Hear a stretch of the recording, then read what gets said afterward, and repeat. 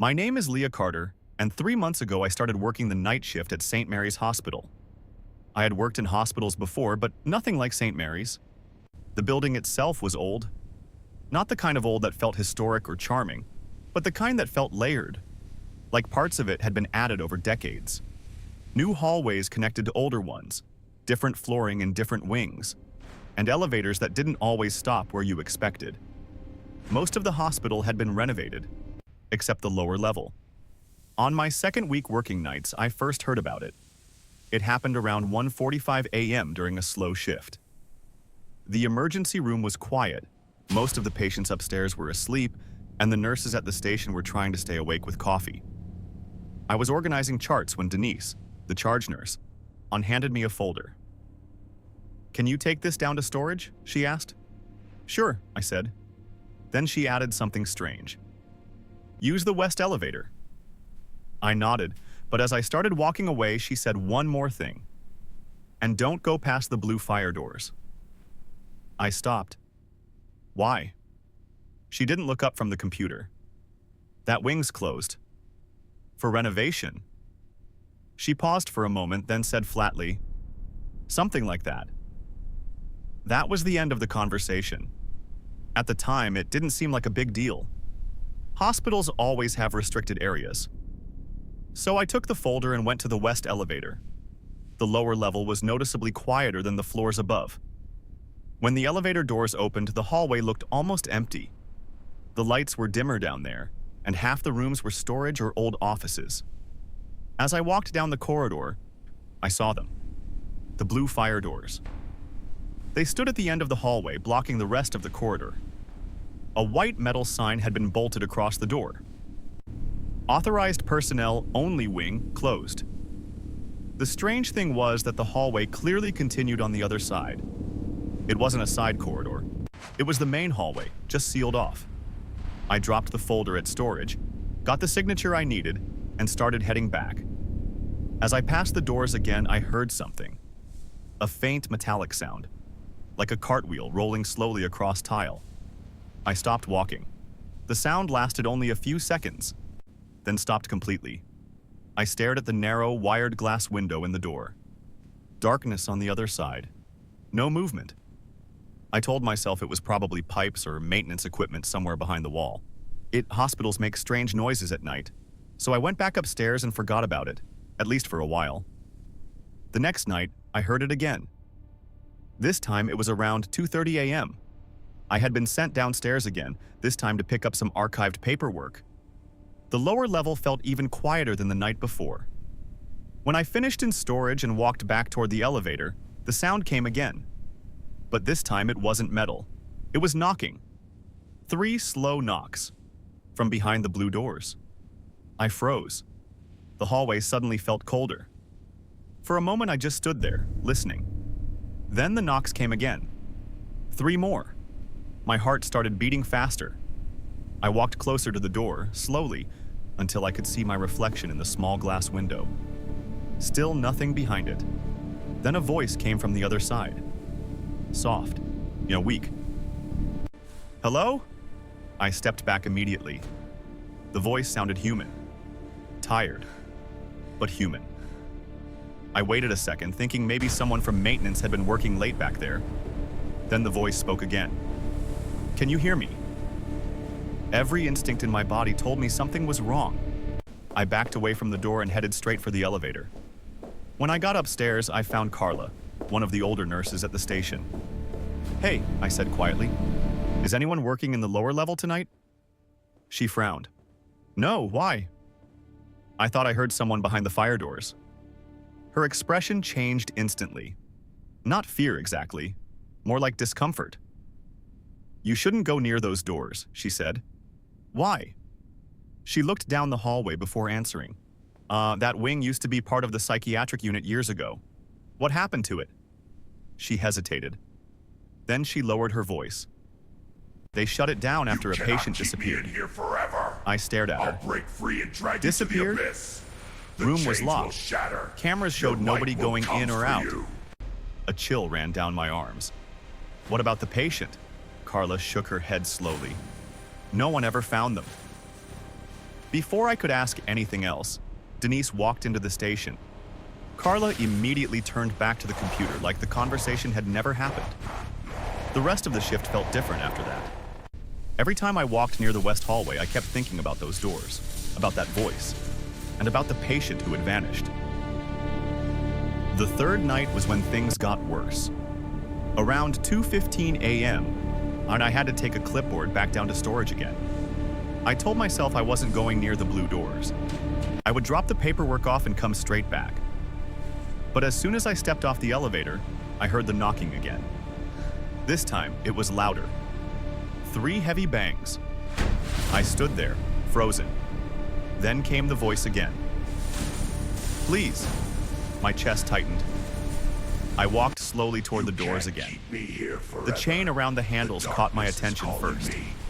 A thick metal chain wrapped tightly around the bars, secured with a heavy padlock, like someone wanted to make absolutely sure the doors never opened.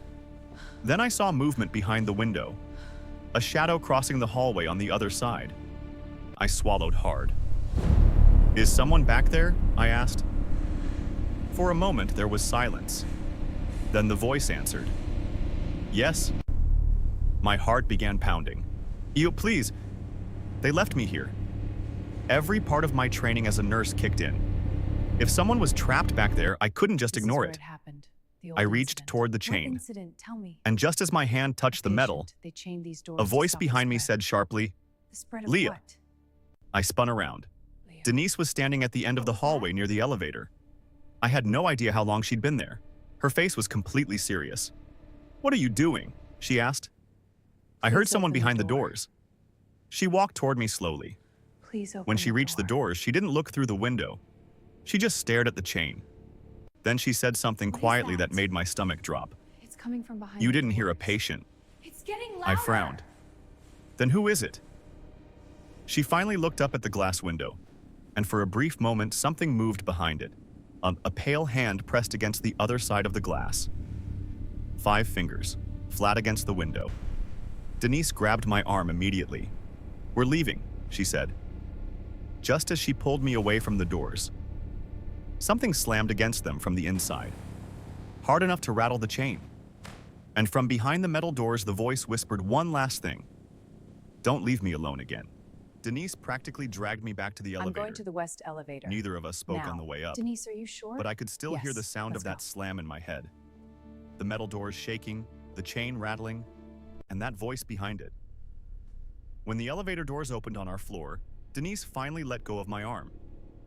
She looked at me for a moment and said quietly, You're not going down there again. I was still shaken, but the nurse part of my brain was louder than the fear. Denise, someone is back there. No, she said immediately. I heard them. I know. That answer confused me. If you know, then why are those doors locked? Denise didn't respond right away. She walked to the nurse's station, picked up a chart, then put it back down like she had forgotten what she was doing. Finally, she looked at me. Nurse's that wing has station, been this is closed for 9 Denise. years. My stomach dropped. 9 years? She nodded. No power, no staff, nothing. L17? That's who was urgent. talking? I'll get the cart. Denise didn't answer. I'll check the vitals. Instead, she asked a strange question. What exactly did the voice say? I hesitated. It asked if I could hear it, and said they left him there. Denise's face went pale. For a moment, she just stared at the floor. Then she whispered something almost to herself. That's the same thing he said before. Before what? I asked. But she shook her head. Just stay away from that wing. The conversation ended there, but I couldn't stop thinking about it. The next night shift was worse, because now I knew the voice was real. Around 2 a.m., I was restocking supplies in the west hallway when Marcus, one of the orderlies, walked past pushing a cart. Hey, I said quietly. You ever hear anything weird in the lower level? Marcus stopped the cart. His expression immediately changed. Denise told you not to ask about that. So something did happen. He looked around to make sure no one else was looking. Then he leaned closer. Back when that wing was open, Leah, there was a don't go patient who near kept those pressing the doors. call button every few Why? minutes. What's in there? That It's doesn't sealed sound for a strange. reason. Stay away. It was, Marcus But I said. heard noises. Because the patient was Exactly, already it's dead. not safe. My stomach Leah, twisted. get away from What? there. The Denise, nurses thought what's it was wrong? a wiring problem at first. No time, just come but with the me. call system kept showing the same room. Okay, I'm coming. What room? Marcus swallowed. Room L17. Stop! A cold chill went down my back. That was the room where the patient disappeared, he continued. Daniel Ross. That name sounds familiar, I said. Marcus nodded slowly. Because that's the guy who vanished. Vanished how? No one knows. Body? Please Never don't found. leave. The hallway suddenly felt colder. What about the voice? I asked. Marcus gave a small, nervous laugh. That's the weird part. Why? Every nurse who heard it said the same thing. My chest tightened. What? Marcus looked straight at me. It asks the same question. What question? He said it slowly. Can you hear me? I felt my stomach drop, because that was exactly what I had heard. Later that night, I tried to ignore it. But around 2:40 a.m., the west hallway lights flickered. Just once. Then everything went quiet. At the nurse's station, the call light board suddenly blinked. Room numbers appeared across the screen, but they weren't upstairs rooms. They were lower level numbers.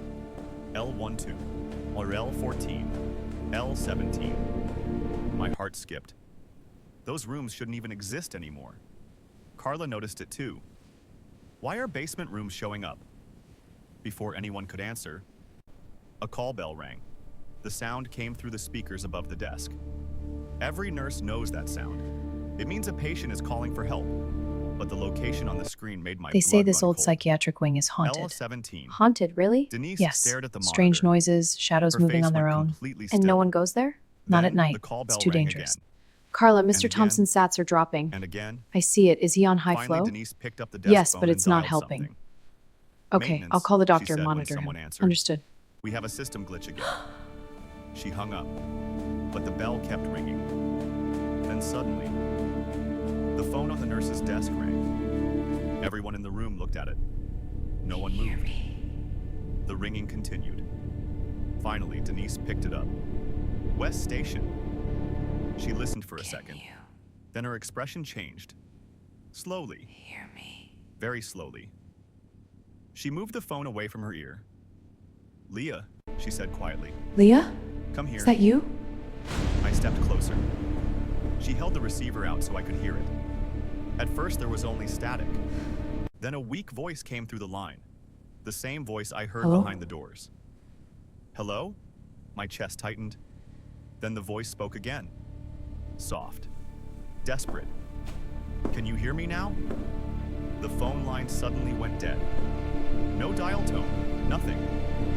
The room stayed silent for several seconds. Then Denise whispered something that made my skin crawl. It's starting again. Before I could ask what she meant, something loud echoed through the hospital from the lower level. A heavy metallic bang, like someone slamming both fire doors with full force. The entire west hallway lights flickered, then went out. For 3 full seconds, when the lights came back on, every call light on the board was flashing. All of them.